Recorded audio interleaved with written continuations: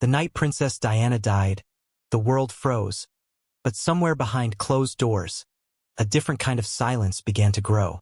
A silence filled with unanswered phone calls, unfinished apologies, and a friendship the public thought it understood, but never truly did.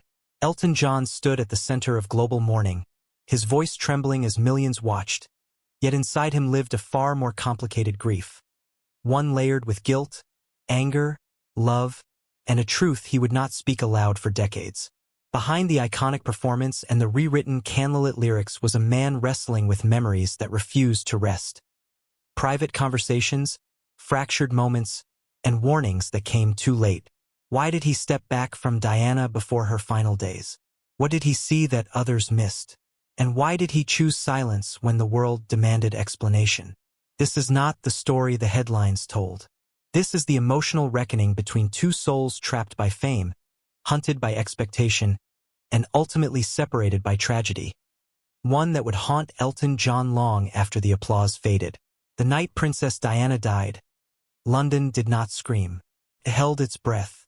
August 31st, 1997 arrived not with chaos, but with an unnatural stillness, as if the city itself sensed something irreparable had occurred.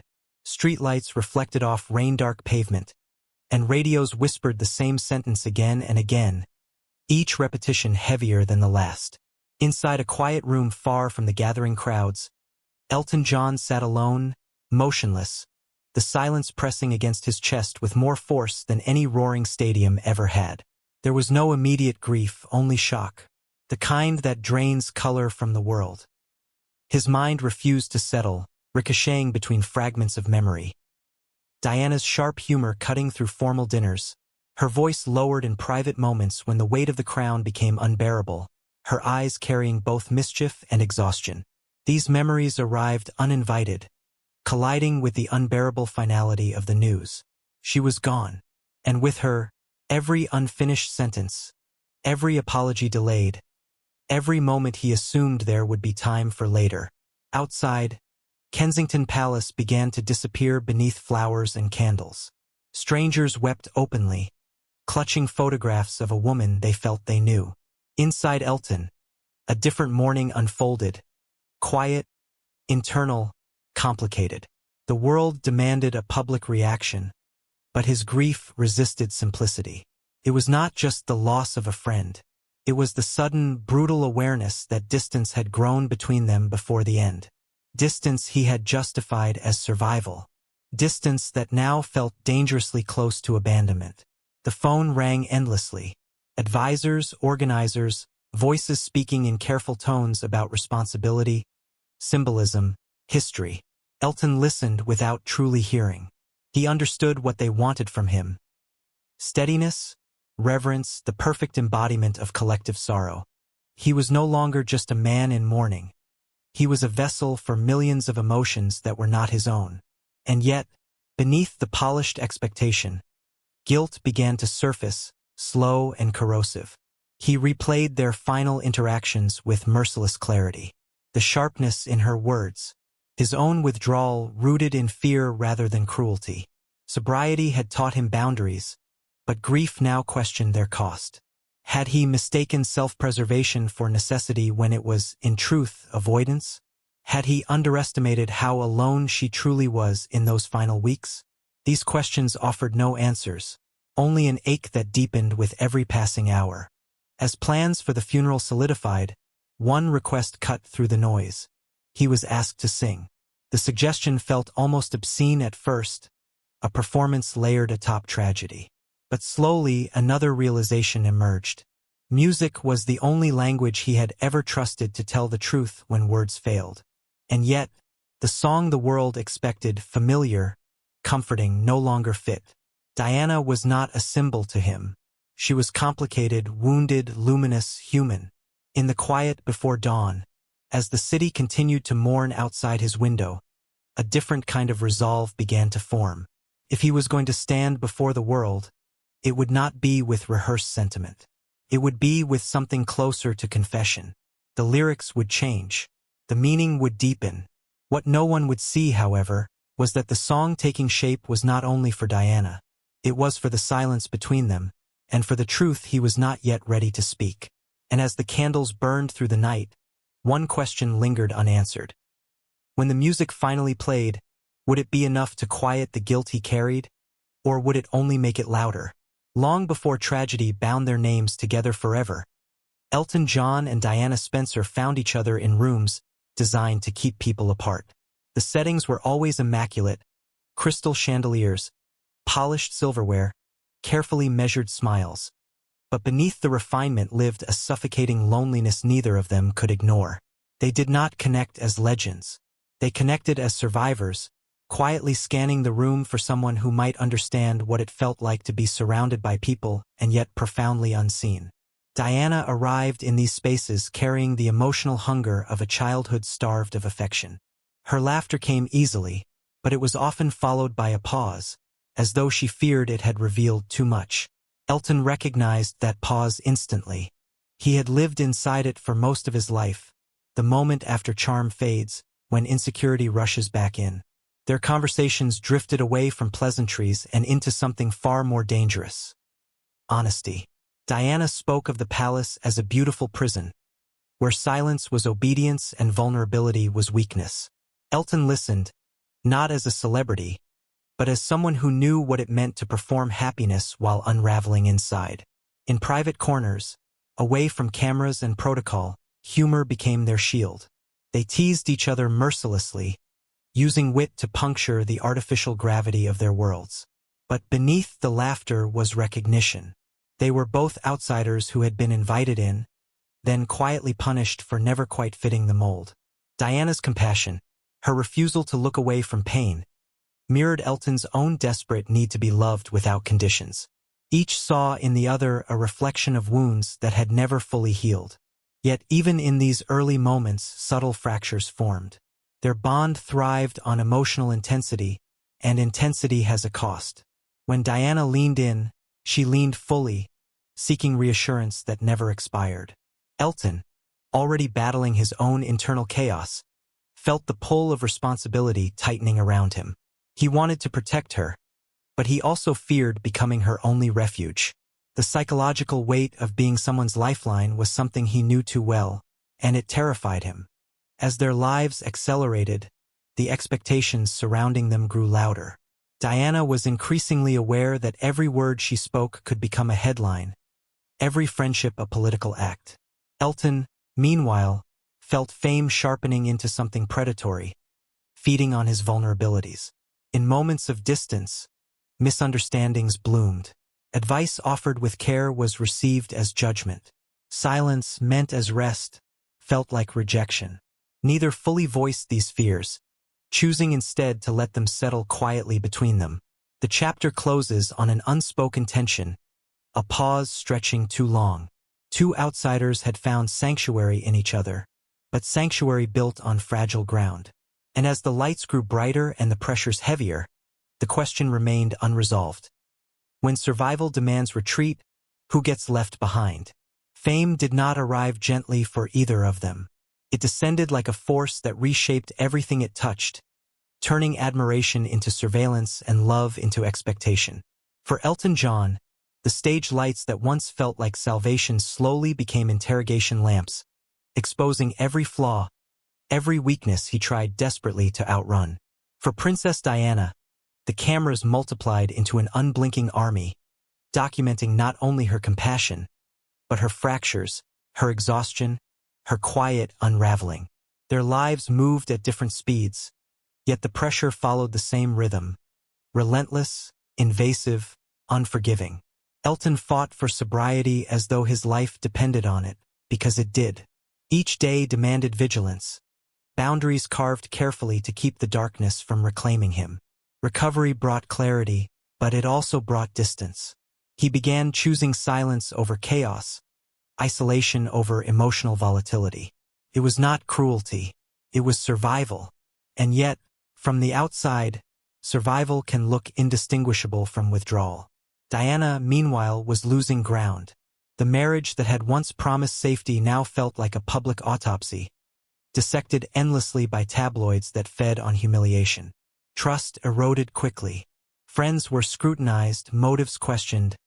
loyalty tested. The more exposed she became, the more desperately she clung to the few people who felt real. Elton was one of them. His absence, unintentional though it was, registered not as space but as abandonment. Phone calls went unanswered longer than before. Invitations faded into awkward postponements. When they did speak, conversations carried a sharp edge. Words weighted with exhaustion and misunderstanding. Elton sensed her paranoia growing, felt the conversations circling darker emotional territory. He worried not just for her safety, but for his own fragile equilibrium. He knew too well how easily another person's chaos could reignite his own. The psychological tension between them thickened. Diana wanted reassurance that would not expire. Elton could only offer support in measured doses. Each believed the other should understand without explanation. Neither realized how profoundly fear was driving them both. Diana feared being left alone in a world that devoured vulnerability.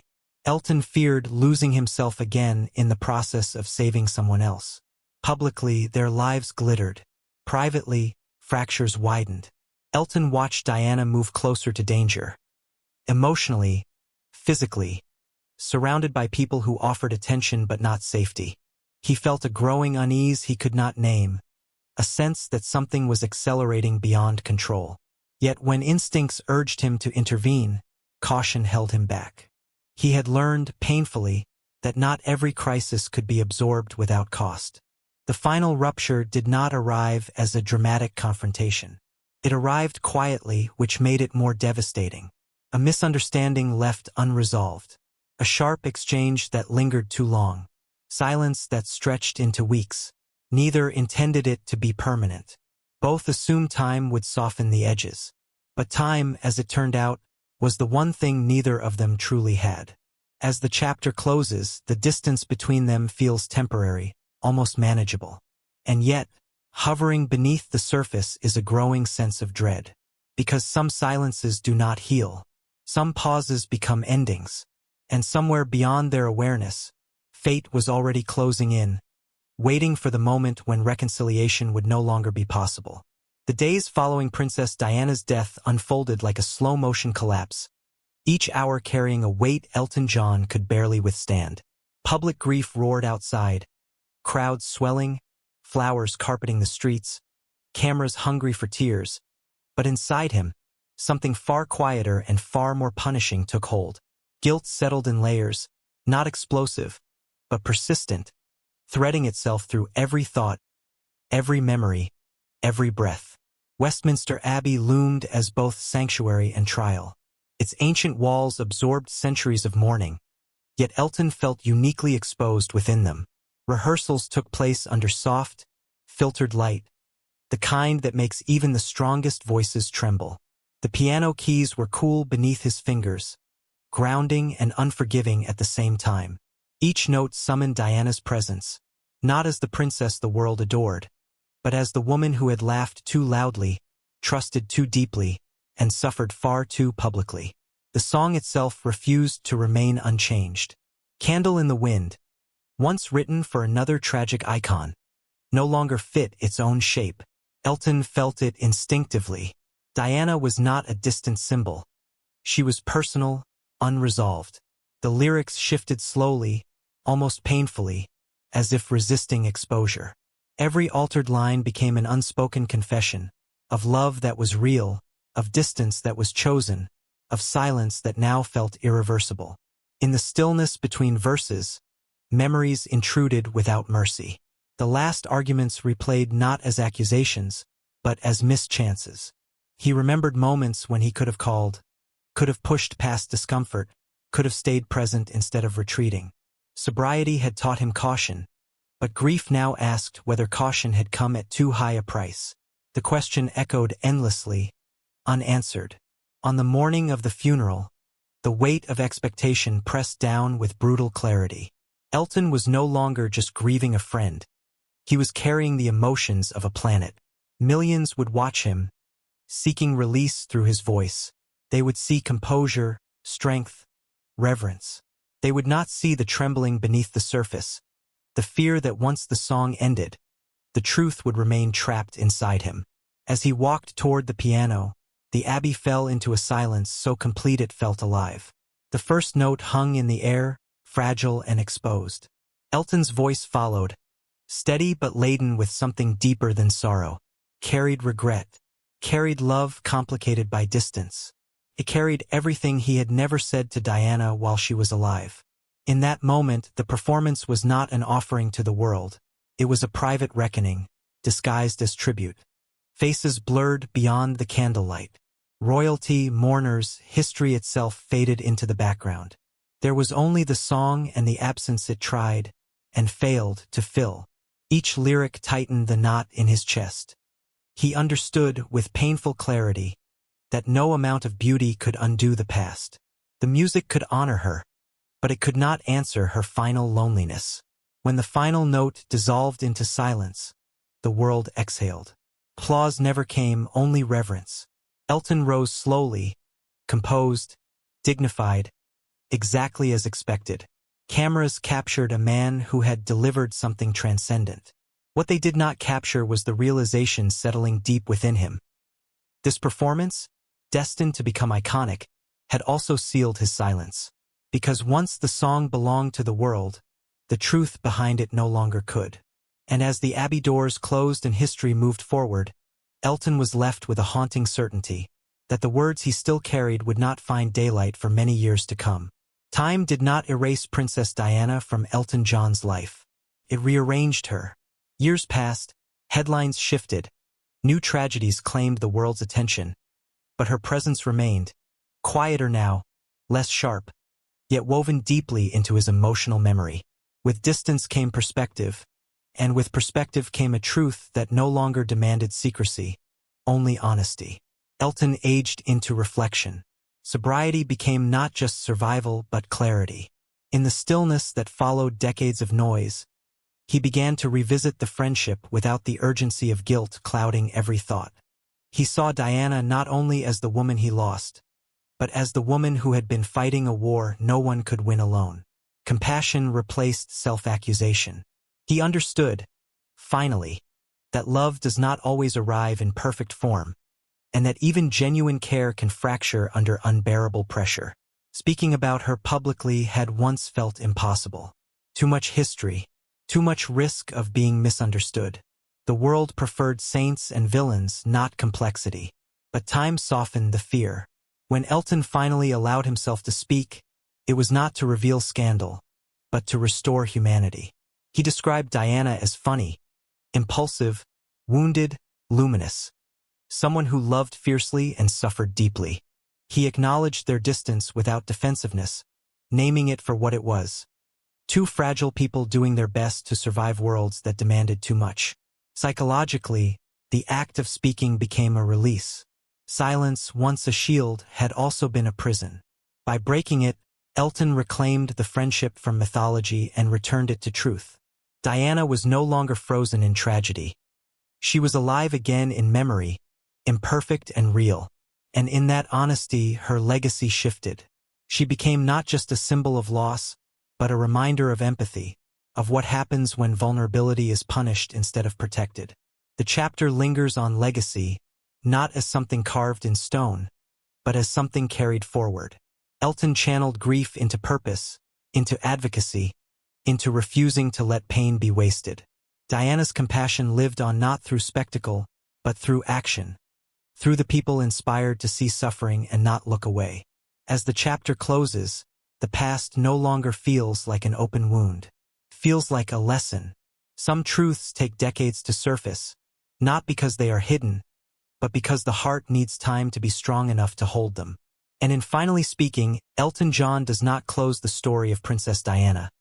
He ensures it is remembered not just for how it ended, but for how deeply it mattered.